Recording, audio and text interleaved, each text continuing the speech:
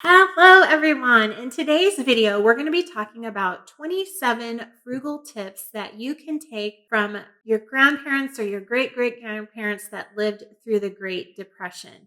There are so many gems in there that are applicable to us today, and that's what we're going to talk about today. Hey, everybody, my name is Wendy, and I'm the founder of the House of Fi. We are all about helping moms and dads on the road to financial independence save more, spend less, and build wealth, but doing it all while living a joy filled life.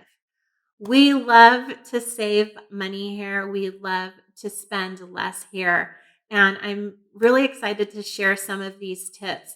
When I think back to my grandparents, at the time when we were little, there were so many things that they did that at the time I thought were so embarrassing. But now that I look back on it, there's some of the most solid tips and advice that we live by and I'm going to share with you today that help us stretch our budget farther, save more of our money so that we can retire early and live the life that we want to live. One of the things that I remember vividly is being with my grandparents. We spent a lot of time with our grandparents while my parents worked, and my grandpa and grandma, they would take us all over town and go to discount dented can stores. Now, I don't know that they have dented can stores now, but I think they're probably the equivalent of like a 99-cent store or a Dollar Tree now. But when I was growing up, they were called dented can stores, and that's where like damaged cans would be sold. They also would go to the bread outlets. And again, I don't see a whole lot of those nowadays. And then one of the other things that they did that I always thought was so strange is that in the bedroom that my sister and I shared, they had a pantry.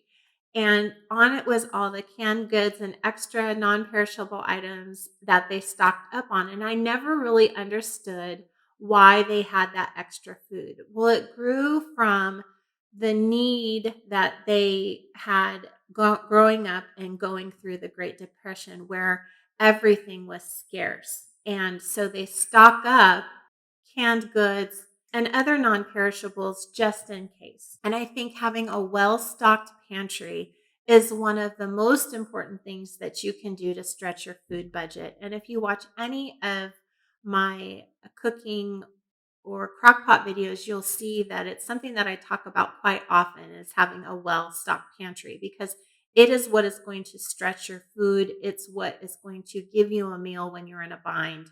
It's just super important to have one. So let's get into the tips.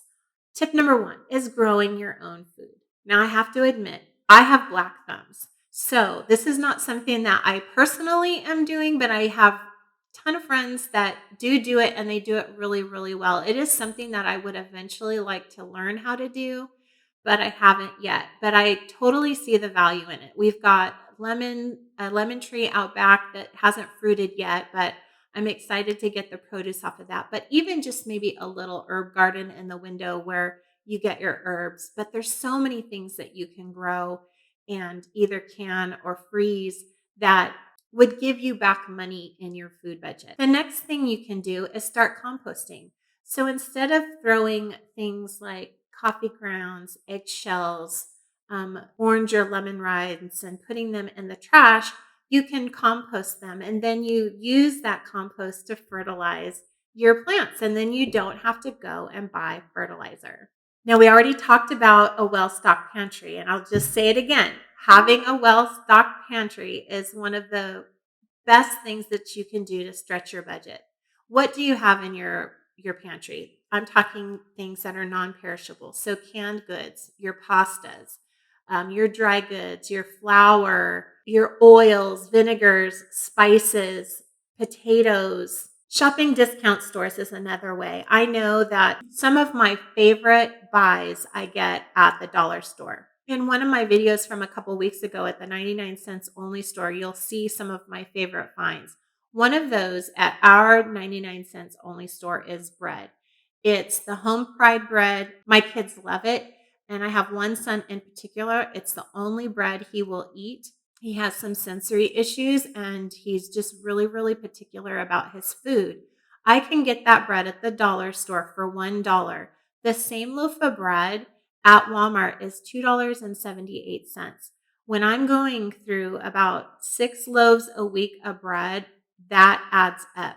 That $7, $10 that I'm saving could be meat, which is super expensive, or it could be a different meal. So these dollars here and there that you're able to save by shopping at a discount store for some of your food items, not all of them, but some of them, can give you lots of dollars back into your budget that you can use to save, pay down debt, or stretch your food budget. Reuse, repurpose, and refurbish.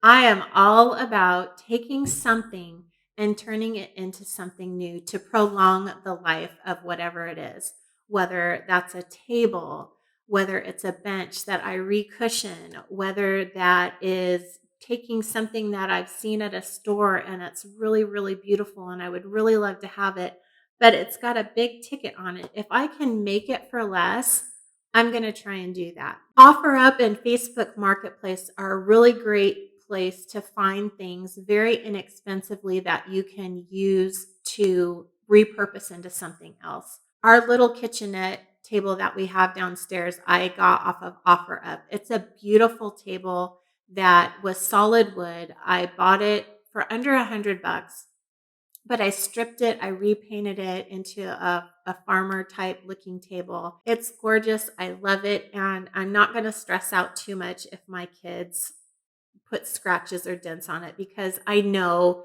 that I didn't spend a fortune on it. And in the meantime, it looks really good in our kitchen. This one is related. If you can make it for less.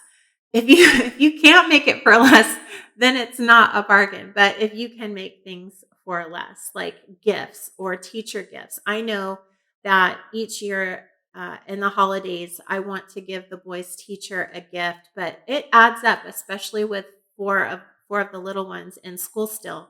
So I will often make gifts. One of my favorite things to make is a cookie in a jar. And so you put in the ingredients, almost all of the ingredients, except for like the eggs, um, and the oil, into a mason jar. You screw the lid on, you put a cute little tag and twine on it with a recipe.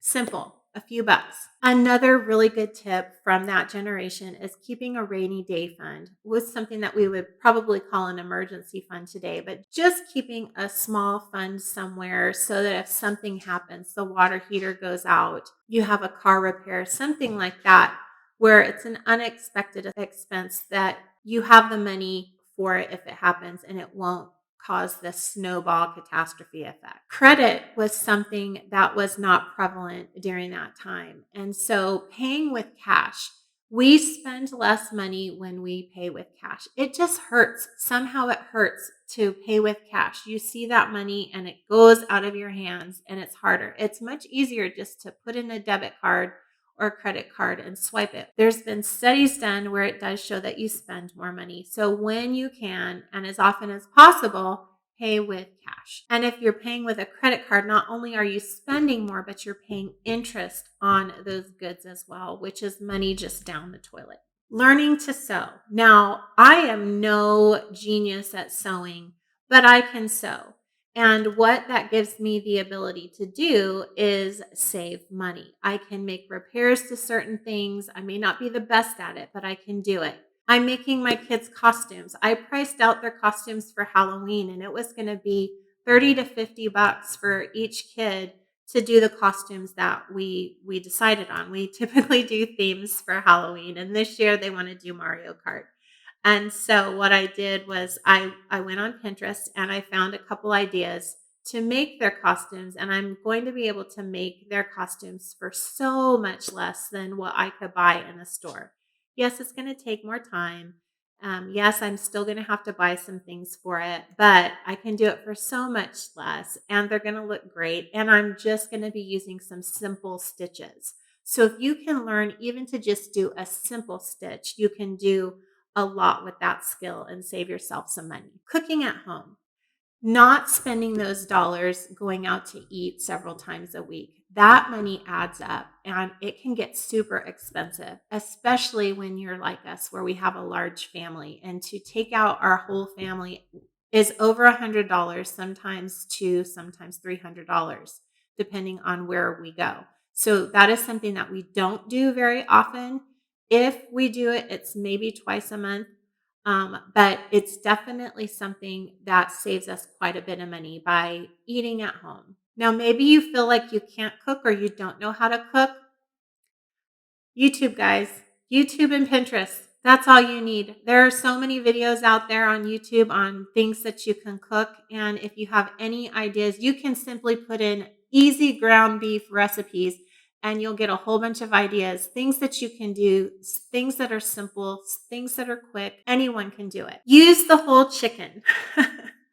It's another great tip from that time. Using the whole chicken, not simply getting the breast or getting the legs or getting the thighs. You're using the whole chicken. Whenever I get a chicken, I will use not only the pieces from the chicken, I'll take the carcass and I'll boil it and I'll take off all the itty bits of chicken in it and I'll make soup. And then the carcass itself is great for making chicken broth. So using the whole chicken, not wasting parts of it. My grandparents' generation was really good about conserving resources, so not wasting things like water or electricity, turning the heat down or the heat up, no, the heat down and the AC up. Even just by a couple degrees is going to save you some money. So really being conscious of your resources and not wasting them. I mentioned this just briefly before when I was talking about if you can make it yourself for less, but making gifts. So again, gifts for teachers, gifts for family members. And as your family gets larger and larger, it sometimes gets harder to be able to provide gifts to maybe your extended family. So that's where the making your gifts comes in. Doing things that are from the heart or are simply delicious. It's a good way to save some money. Dump the disposable. So what we're talking about here are one-use items. So paper towels, maybe you go to cloth napkins some of the time, or packing kids' lunches in reusable containers as opposed to Ziploc bags. So finding ways to eliminate one-use items in your household. Use a freezer. Similar to using your pantry, having a well-stocked freezer is another way to save your money. You can buy meats when they're on sale and freeze them. What we do is we buy a bunch of bread and we put it in the freezer. Things like that. That way, you're getting the items when they're the least expensive and you can put them in your freezer and use them when it's time. Using the cheaper cuts of meat. Cheaper cuts of meat are less expensive, but there's lots of different ways that you can cook them and prepare them that still they're delicious and they still give you the nutrition that you need. It's a really good way to save money. I know that in our family with 7 of us living at home, I can't get T-bone steaks. I just can't afford to pay that. I'm not willing to pay that. But am I willing to every now and again get maybe a less expensive form of meat or get pork chops or something like that? Using ground turkey, using ground sausage. I'm not using the more expensive cuts. I'm letting those dollars stretch by using less expensive forms of meat. Stew meat is another really good example. Just on its own, it's a really tough pieces of meat, but when you're cooking in a stew, they get lots of flavor and they're really soft and tender once they've been cooking in the crock all day. It's getting ready to be fall. A nice yummy stew sounds delicious. Eating the leftovers. This is kind of like not letting things go to waste. I try and catch our refrigerator as often as possible so leftovers don't go to waste. And I'll do a couple different things because I don't want them to go bad. And if I look in there and there's leftovers and nobody's eating them, I'll see if I can turn it into another meal. Or sometimes I use it as dog food. I just don't like letting things go to waste. So finding a purpose for your leftovers instead of just dumping them in the trash. Barter or trade. Maybe there's some skill that you have that you require a service of someone else, but you have a skill that they need, maybe you can trade services. Maybe you make soaps and you make a deal with the person who does roasted coffee beans. I mean, there's so many different ways for you to be able to barter either a skill or a product. The next one is to borrow. It's very similar to the barter or trade. Why go out and buy an expensive tool or piece of equipment that maybe you're going to use once or twice a year, or maybe even once a month? Maybe that's something that you can borrow instead.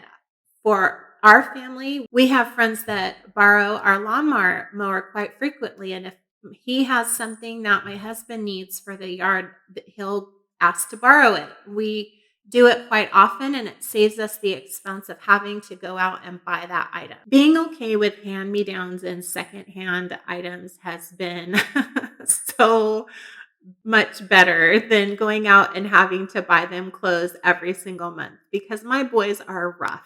They are super, super rough. And so anytime I have a friend that has some clothes that they've gone through their closets and they've got some bag of clothes available for my boys, I'll take it. If it's not something that they would wear, then I simply hand it off to someone else. But it's one way for me to stretch our clothing allowances so my boys cannot be walking around with holy jeans all the time. Doing your own repairs.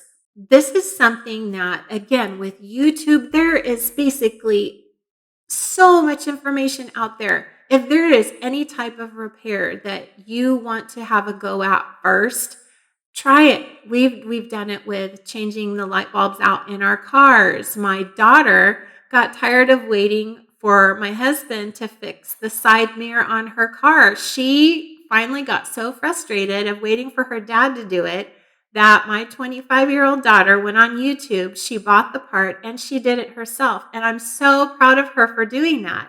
But if she would have had to pay someone else to do it, it would have been hundreds of dollars. For her to do it herself, she saved that money, and all she had to buy was the $20 side mirror. It's a great way to save money. And look, if you can't do it or you end up not being able to figure it out, then you go and pay someone else to do it. But try it yourself first. Growing up, we didn't have a lot. My parents were really young when they were married, and so we just didn't have a whole lot of money. And so road tripping or staying nearby for vacations or camping, that was something that we did. We didn't have big fancy vacations. We went to Disneyland one time, and it was probably the only time that we got a vacation like that. Every other time we were driving somewhere in our car. So it's a good way to save money. And I will tell you that those trips, those camping trips, are some of the best memories that I have as a kid. And so you're not taking anything away from your kids by saving money by vacationing close by or within driving distance. Here's a big one: downsizing your home. Maybe you don't quite need the space in your house that you currently have. How many rooms do you have in your house that you maybe don't need or use, or that you could go without? We ended up downsizing 1 bedroom and 1 bathroom, going from a 5 bedroom, 3.5 bathroom home to a 4 bedroom, 2.5 bathroom home a little over 2 years ago when we sold our house. We sold our house for lots of reasons, and we talk about that in different videos. But essentially, we sold our house. We paid off some debt with it. We got some investment properties. But the other really big thing that we got out of selling our house is that we now rent, because we're renting a little bit smaller of a house, but in the same neighborhood. We're saving $1,100 a month.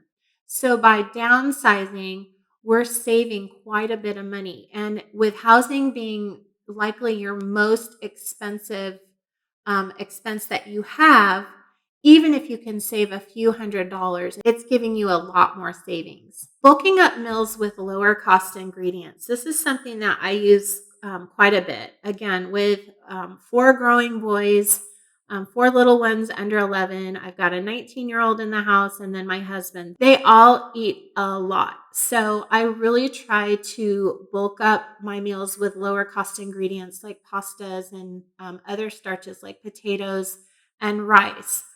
They still have the other good ingredients in there, the proteins and the vegetables and all of that, the spices and all of that. But I really try and bulk up on the other more filling foods and less expensive foods because it not only fills their tummies, it's delicious, but it also stretches our dollars. Another way that you can stretch your food budget is limiting the number of meals that you have a week that have meat in them. So maybe 2 times a week, 3 times a week, you opt for a non meat meal. So maybe instead of a chili with meat in it, maybe you just do a bean chili, or maybe you do a lentil soup, because meat is one of our more expensive items in our food budget. When I average it out, we spend about between $10 and $15 per meat meal that we have. If I'm able to cut that down even 2 times a week, that's $30 a week, $20 to $30 a week, times that by 4, that's a big savings. That generation also didn't have gyms. Not everybody went to a gym. You used the great outdoors or what you had, or you had a weight set, or you're doing calisthenics. Do you remember Jacqueline Lane? All you little ones probably don't even know who I'm talking about, but they did exercise by doing things that they didn't need to go to the gym for. My grandmother, when she was alive and lived with my parents, I will always remember that what she did to keep herself healthy is she would walk. Google Earth, we would zero in on that property and look at that property, and you could see the trail that my grandma had walked through the field in the back of my parents' house. And it just is a reminder of that it doesn't always cost money to be healthy, that you can walk, you can do yoga on YouTube, you can stream workouts. There's just a lot of different ways for you to be healthy and get those exercises in without having to pay the $250 a month that goes to a gym membership. The final lesson that we learn from our grandparents is to save the pennies. And this is one final story from my grandparents. And this one is one of my fondest memories of my grandpa. Growing up, he would have stacks of Kentucky Fried Chicken, little styrofoam containers. I don't think they make them this way anymore, but they used to have the red stripes going all the way around. They have the plastic cup. My grandpa would save these little containers. It's the ones that have the mashed potatoes in it. And he would cut a hole in the top, and he would tape the sides down, and he would put all of his pennies in these little KFC containers. And he had this bookshelf by the front door, and he would have stacks and stacks and stacks of these pennies. And I never quite knew what he was doing with those pennies. And I always thought it was strange that he was saving these pennies. The day that I graduated from high school, my grandpa handed me a $100 bill. And this was something that was so special from my grandpa. One, because I know how frugal he was, and $100 was a lot of money for him. But I know where he got that $100. I know that he saved those pennies to give me something that was both generous and thoughtful, and it was so appreciated. And I'll never forget the happiness that it brought him to be able to give me the fruits of his pennies. And so it's just another example of how just time and consistency lead to savings and helping us grow our money. I hope that you got something out of these tips. I hope that they're things that you can put into practice into your own life, but also maybe come up with a couple more ideas of your own on how you can save money in your budget. They all add up. All those pennies add up. All right, guys, come back next week. Be sure to hit that subscribe button, hit the like, hit the notifications bell, and we'll see you back here again. Take care, guys. Bye.